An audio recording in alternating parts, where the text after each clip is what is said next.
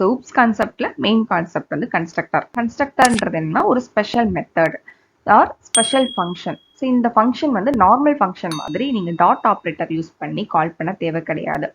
ஒரு கிளாஸ்க்கு ஒரு ஆப்ஜெக்ட் கிரியேட் பண்ணிட்டீங்க அப்படின்னா நீங்கள் கிரியேட் பண்ணால் மட்டுமே போதும். நீங்கள் உங்கள் ப்ரோக்ராமில் அந்த ஆப்ஜெக்டை வச்சு ஒரு ஃபங்க்ஷன் இந்த கன்ஸ்ட்ரக்டர் ஃபங்க்ஷனை கால் பண்ண தேவை கிடையாது.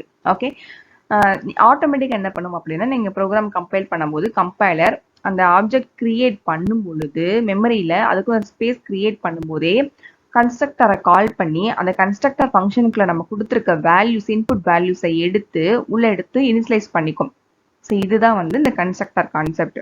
அதாவது ரியல் டைம்ல யோசிக்கலாம். இப்போ நீங்க ஒரு காரை வந்து புக் பண்றீங்க. இப்போ அந்த கார் வந்து எனக்கு வந்து ரெட் கலர்ல வேணும் அப்படின்னு சொல்லிட்டு நீங்க அவங்கள்ட்ட சொல்றீங்க. அப்போ அந்த காரை உருவாக்கிட்டு அதை வந்து ரெட் கலர்ல பெயிண்ட் பண்ணி என்ன பண்ணிடுறாங்க உங்களுக்கு கொடுத்துட்றாங்க. அப்போ காரை வந்து கட்டமைக்கும் பொழுதே அது வந்து தேவையான அந்த நம்மளுக்கு தேவையான இன்புட் வேல்யூஸே நம்ம என்ன பண்றோம் டிஃபால்ட்டா அதில் அப்ளை பண்ணிடுறோம் இல்லையா. ஸோ அதுதான் வந்து கன்ஸ்ட்ரக்டர். இந்த கான்செப்ட் தான் இப்போ இங்கே யூஸ் பண்றாங்க. அதாவது ஒரு ஆப்ஜெக்ட் வந்து உருவாகும் பொழுதே அதுல இன்புட் வேல்யூஸும் சேர்ந்து என்ன ஆயிருது டிஃபால்ட்டா ஆட் ஆயிருது அப்படின்றத அந்த கன்ஸ்ட்ரக்டர். ஸோ அது எப்படி வந்து ஆட் பண்ண முடியும் அப்படின்னா கிளாஸ் நேம் நீங்க என்ன கொடுத்துருக்கீங்களோ அதே நேம்ல ஒரு ஃபங்க்ஷன் நேம் நீங்க கிரியேட் பண்ணிட்டீங்க அப்படின்னா ஸோ ஆட்டோமேட்டிக்காக கிளாஸ்க்கு ஆப்ஜெக்ட் கிரியேட் பண்ணும்போது ஆப்ஜெக்ட் போய் அந்த ஃபங்க்ஷனை கால் பண்ணிடும். ஓகே, ஸோ செகண்ட் பாயிண்ட் என்னன்னா அந்த ஃபங்க்ஷன் கன்ஸ்ட்ரக்டர் ஃபங்க்ஷனுக்கு நம்ம வாய்டோ இல்லை இன்டோ ஃப்ளோட்டோ எந்த ஒரு டேட்டா டைப்புமே ரிட்டன் டைப்புமே கொடுக்கக்கூடாது. ஓகே, ஸோ எதுவுமே வந்து சின்டாக்ஸ்ல வராது. வெறும் கிளாஸோட நேம் தான் ஃபங்க்ஷன் நேமா இருக்கும், அவ்வளோதான் இருக்கும். அதே மாதிரி பேராமீட்டர்ஸ், அதாவது பேராமீட்டர்ஸ் இருக்கலாம். அதாவது பிராக்கெட் ஃபங்க்ஷன் பிராக்கெட்குள்ள வந்து நீங்க பேராமீட்டர்ஸ் பாஸ் பண்ணலாம், இல்ல பாஸ் பண்ணாமலும் இருக்கலாம். ஸோ நெக்ஸ்ட் கன்ஸ்ட்ரக்டர் வந்து அதனுடைய இந்த பாடி ஆஃப் த ஃபங்க்ஷன் இருக்கு இல்லையா, அதை வந்து கிளாஸ்க்கு உள்ளேயும் நம்ம டிஃபைன் பண்ணலாம், இல்லை கிளாஸ்க்கு வெளியிலையும் டிஃபைன் பண்ணலாம். ஸோ அதே மாதிரி அக்சஸ் ஸ்பெசிஃபையர் வந்து அதாவது பப்ளிக்கா பிரைவேட்டா அப்படின்னா கண்டிப்பாக அது பப்ளிக் செக்ஷனில் மட்டும்தான் இந்த ஃபங்க்ஷன் வந்து இருக்கணும். ஸோ நெக்ஸ்ட் வந்து ஸோ இந்த கன்ஸ்ட்ரக்டருக்குன்னு கிரியேட் ஆகக்கூடிய அந்த அட்ரஸை வந்து நம்மளால ரெஃபர் பண்ண முடியாது. அதே மாதிரி பேராமீட்டரைஸ் கன்ஸ்ட்ரக்டர் அப்படின்னா ஃபங்க்ஷன் நேம் பக்கத்தில் ஓப்பன் அண்ட் ப்ரேஸ்க்குள்ள நம்ம ஆர்குமெண்ட் வந்து பாஸ் பண்ணுறோம் அப்படின்னா அது பேராமீட்டரைஸ் கன்ஸ்ட்ரக்டர். ஸோ அந்த மாதிரி ஆர்குமெண்ட் எதுவுமே பாஸ் பண்ணல அப்படின்னா எம்டிஆர் இருக்கு அப்படின்னா அது டிஃபால்ட் கன்ஸ்ட்ரக்டர். ஓகே, அந்த மாதிரி ஒரு ப்ரோக்ராமில் ஒரு டிஃபால்ட் கன்ஸ்ட்ரக்டர் வந்து இருக்க முடியும். பட் நிறைய வந்து பேராமீட்டர்ஸ் கன்ஸ்ட்ரக்டர் வந்து இருக்கலாம். ஒரே ஒரு டிஃபால்ட் கன்ஸ்ட்ரக்டர் தான் இருக்க முடியும். நிறைய பேராமீட்டர்ஸ் கன்ஸ்ட்ரக்டர் வந்து நம்ம கிரியேட் பண்ணிக்கலாம். ஓகே, அதே மாதிரி இந்த கன்ஸ்ட்ரக்டர் ஃபங்க்ஷனை நம்மளால இன்ஹெரிட்டன்ஸ் அப்படின்ற கான்செப்ட்ல யூஸ் பண்ண முடியாது. அது மாதிரி இந்த ஃபங்க்ஷனை வந்து விர்ச்சுவல் ஃபங்க்ஷனை நம்ம என்ன பண்ண முடியாதுன்னா மாற்ற முடியாது. ஸோ இதெல்லாம் வந்து இந்த கன்ஸ்ட்ரக்டர்ல இருக்கக்கூடிய characteristics. So next syntax for constructor, அதாவது இந்த ஸ்பெஷல் மெத்தடை எப்படி நம்ம ப்ரோக்ராமில் கிரியேட் பண்ணுறது அப்படின்னு பார்க்கலாம்.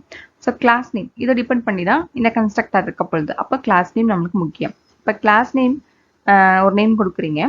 So curly brace and within the கிளாஸ்க்குள்ளே வந்து பப்ளிக் செக்ஷனுக்குள்ளே தான் கண்டிப்பாக அந்த ஃபங்க்ஷன் வந்து இருக்கணும். ஸோ பப்ளிக், அதுக்கப்புறம் என்ன கிளாஸ் நேம் கொடுத்தீங்களோ அதே கிளாஸ் நேம் தான் அந்த ஃபங்க்ஷன் நேம். முன்னாடி வந்து இந்த ரிட்டன் டைப் எதுவுமே இருக்கக்கூடாது, எம்டியாக தான் இருக்கணும்.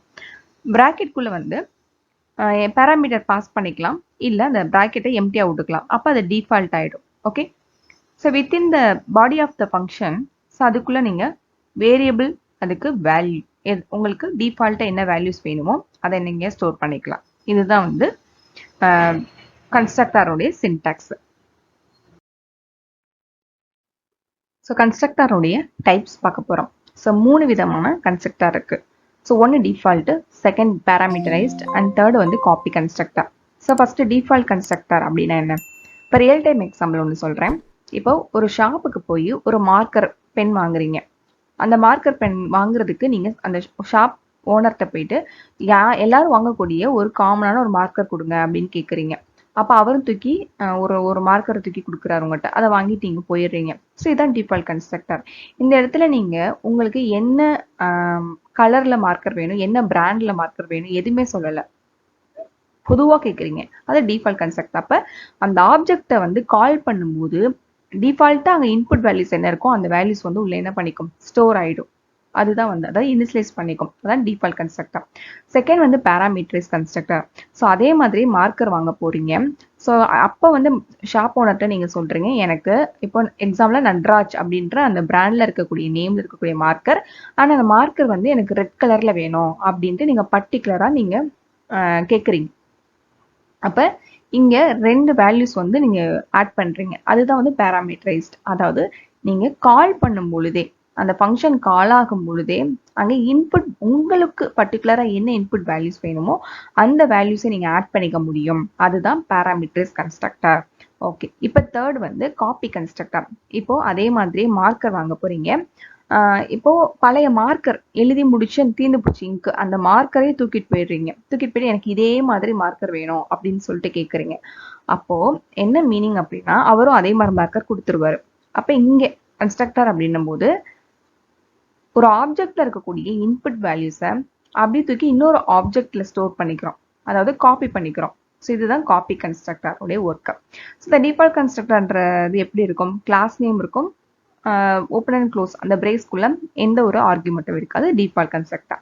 பேராமீட்டர்ஸ்ல பார்த்தீங்கன்னா class name and open and close பிரேசஸ்க்குள்ள இன்ட் கமா ஃப்ளோட் இந்த மாதிரி வந்து நீங்க வேற விதமான டேட்டா டைப் வேல்யூஸை நீங்க பாஸ் பண்ணிக்கலாம் ஆர்குமெண்டா. இந்த மாதிரி காப்பி கன்ஸ்ட்ரக்டர் அப்படின்றது கிளாஸ் நேம் ஓப்பன் க்ளோஸ் பிரேஸ்க்குள்ள கிளாஸ் நேம் ஆம்பர்சன் சிம்பிள் போட்டு ஓல்டு ஆப்ஜெக்ட் நேம், எந்த ஆப்ஜெக்ட்ல இருந்து நீங்க காப்பி பண்ண போறீங்களோ அந்த ஆப்ஜெக்ட் நேம் வந்து கொடுக்கணும். ஸோ இந்த மாதிரி தான் சின்டாக்ஸ் வந்து இருக்கும். ஓகே, இது இன்னும் வந்து டீட்டெயிலாக நம்ம பார்க்கலாம், ஒன்னொன்னா வாங்க பார்க்கலாம்.